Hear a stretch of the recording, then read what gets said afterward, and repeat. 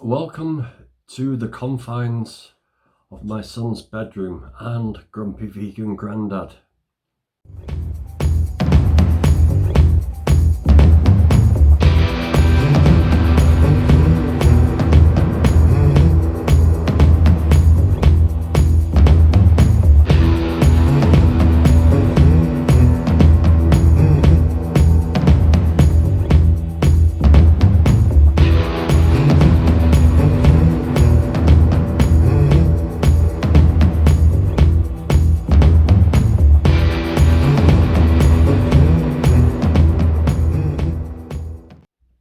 So today I've been working and I get quite a lot of breaks while I'm being loaded, etc, etc. So that's when I get to see all my YouTube videos, and I follow Vegan Gains. I want to have a look at what he does. Absolutely brilliant, pulls no punches.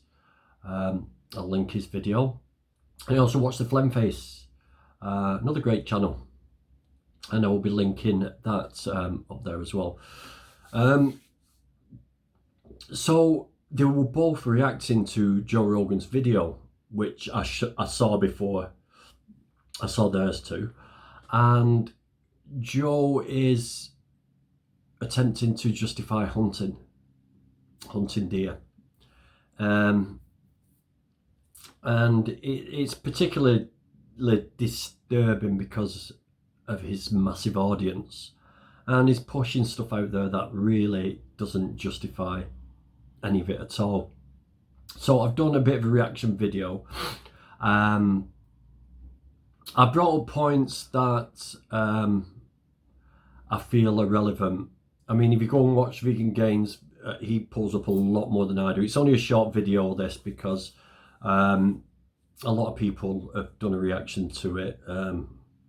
So I don't like to just replicate what everybody else is saying. I like to just come up with points that maybe they've missed and give an alternative view on it, but also just give Grumpy Vegan Grandad's view on it.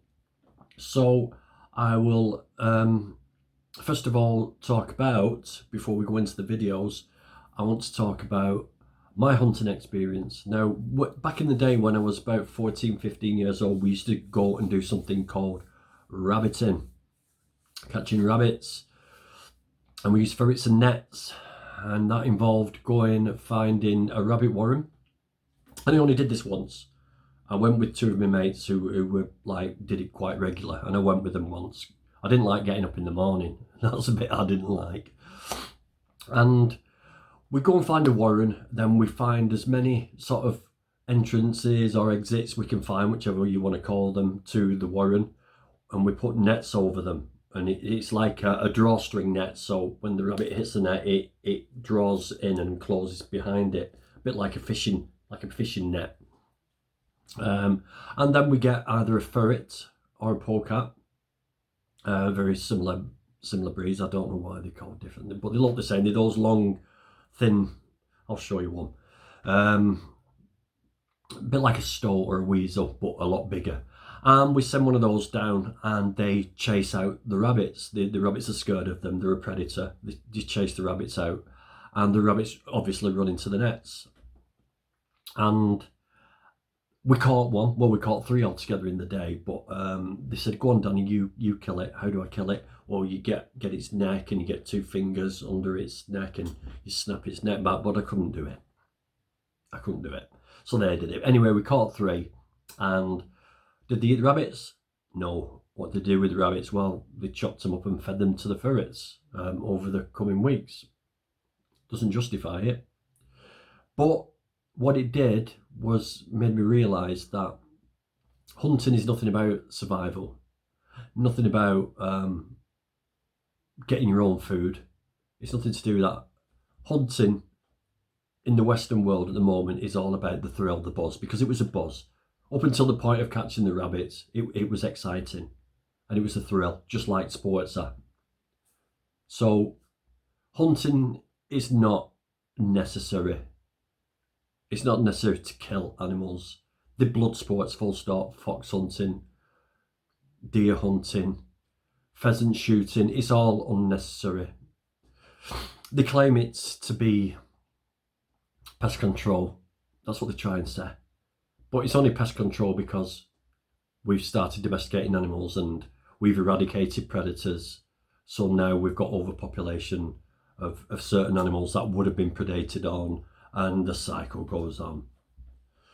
So, and there's other ways of keeping animals breeding patterns in check. They can fire darts at them which make them sterile, and it's not necessary to kill animals in this day and age. So anyway, I've rambled on enough. I'll let you see my views on what Joe Rogan said on just a couple of points, basically. Not a long video, so enjoy. Whether or not it's moral to kill and eat animals, hunting, you know, that sort of thing. And as you could expect from Joe Rogan, it was dumb as hell. So, in typical fashion, we're just going to go through this little snippet of his podcast and explain in detail why everything he said is dumb and wrong. Let me ask you a question, Ed, because now I'm wondering, because you're talking about sort of evolving to a place where your body, and like when you had James on, and he was talking about plant-based, do you have moral qualms about meat, or do you not? Like you said, well, you know, we're hunters, and that, like, is that ever an issue for you, or is it purely a health issue, or is it? There's both things. There's a health issue. There is a moral qualm with factory farming. There's not a moral qualm with hunting, because I know the reality of the life of a deer. If you don't kill that deer, it's going to die a horrible death from a wolf or a coyote or a mountain lion or whatever the fuck gets a hold of it. It's going to freeze to death. You can either die quickly by the hand of... So, my God. So, justification number one is if Joe doesn't go out and shoot the deer himself, this quick death, this guaranteed snap death, the poor deer will have to go around and expect to be mauled by mountain lions, by coyotes, by wolves. It might freeze to death in the harsh conditions. So Joe is doing it a favour. God, he should have a halo. He should be called Saint Joe of Rogan, shouldn't he really? What a ridiculous argument. What a ridiculous justification. It's nonsensical. It's like saying... It's like me getting a gun and going out and shooting a couple of humans and then standing up in court and saying, well, Your Honour, I shot the two humans because I wanted them to have a quick death. As the alternative was getting run over by a bus, being murdered by a psychopath, or even getting cancer and dying a very slow and painful death. So you see, my lord, I am actually doing the humans a favour. I'm giving them a quick death. Do you think I'd walk? Nah, don't think so. Somehow do you? So how can he say that? I mean, let's look at it another way. Okay, so the deer is free, right? The deer are all free. They're free to make their own decisions, right? They learn as they're growing. They learn off the parents. They're not thick machines that just walk around waiting to be eaten.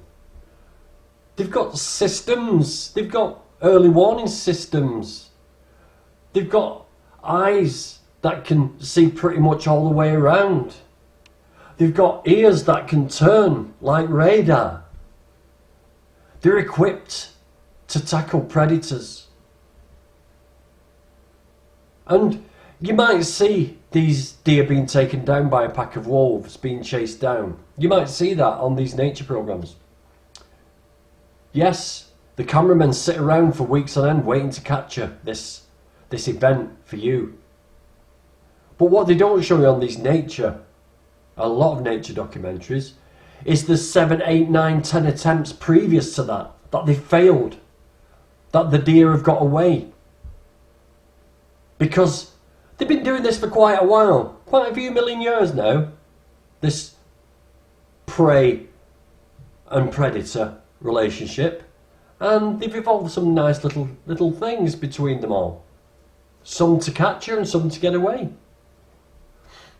And what makes it worse is once the deer has been chased and nearly caught by a predator, it won't happen again if it can help it. It won't happen again if it can help it. It will be on guard all the time, and it probably won't ever get attacked by a predator. In fact, most predators go for the weak, go for the weakest. The deer that's hurt its leg, it's limping along. The deer that's young and its parents are not nearby. That's who the predators go for. The predators can't be asked chasing after a young buck who's full of energy and at his prime. They want an easy kill. They can't be asked doing all it. You know what I mean? So it's not a major problem. And plus, all these herd animals, they self-regulate. When times are hard, they don't breed as much. You know? So this predator-prey relationship keeps everything in tune by nature. It's all there. We don't need humans coming over and shooting them. It's absolute bullshit. Growing your own food in your backyard is very satisfying too. And I would say to people, like, that's a microcosm, like it's a very micro form of what it feels like to hunt an animal and then eat it and feed your family for, you know, if I shoot an elk, I eat it literally for a year. So one animal death equals like a year of my meals. So Joe's just totally full of crap. He's I'll agree with that one. I'll agree with that one. So, yeah, what he's saying is that if he shot a deer, it will feed him for a year. Now I've got a few issues with this. I mean, is he telling the truth? Well, the average red deer is about 200 kilos. The average elk is about 300 to 400 kilos max, and humans on average will consume about 80 kilograms of meat, different meats. So take into consideration, he takes the head off, the antlers, the hooves, the skin, the tail, takes the guts out, and just left with pure meat. Yeah, it could be left with enough meat to last him a year. Now, would he go to that trouble? Does Mr. Joe Rogan go to that trouble of carting this 200-300 kilogram animal all the way back to his house? Does he skin it, de-gut it, strip it down, take everything off, get the meat? Does he cure it? Does he chop it all down? Does he put it into portions? Does he put it in his freezer, get it all sorted? Does he fuck? Does he fuck? Absolute bullshit. I mean, it's not even sustainable neither. You know?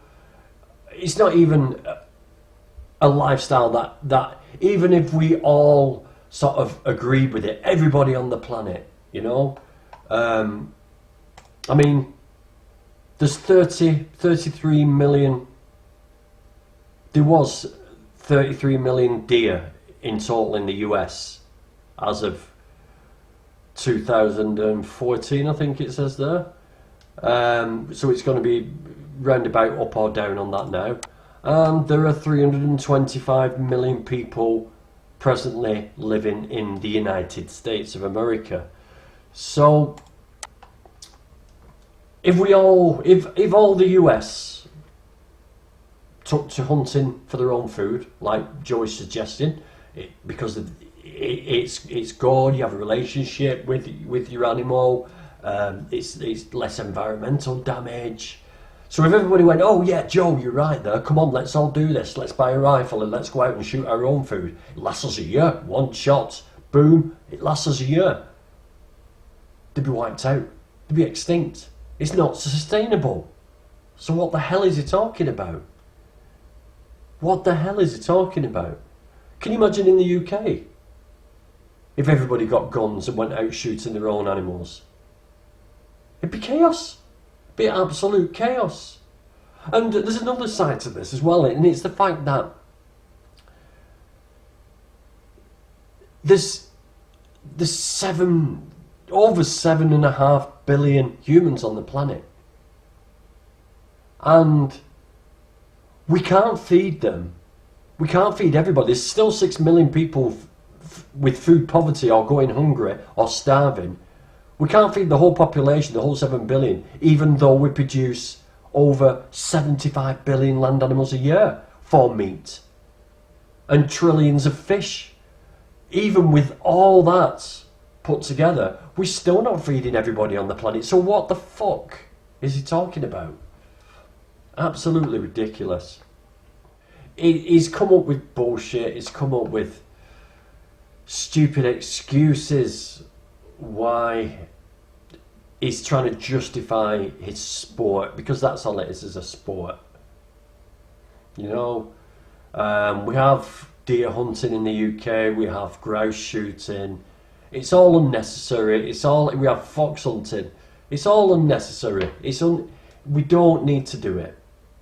In fact, let's flip the coin on everybody going hunting for the food and flip it and everybody going vegan. Then we could take 75% of the landmass that we use presently for growing food and give that back to nature. We could rewild it. We could reintroduce the predators and we could leave them to it. And on the 25% of the land we've got left, we can feed every single person on the planet. Every person on the planet, just with 25% of what we use now. It's ridiculous. And what's scary is people like Joe Rogan, they have a massive viewership and massive following. And he's giving out this stupid information to all these people. It really is ridiculous. Anyway, save the animals, save the planet. Save yourself. Go vegan. Don't shoot no shit.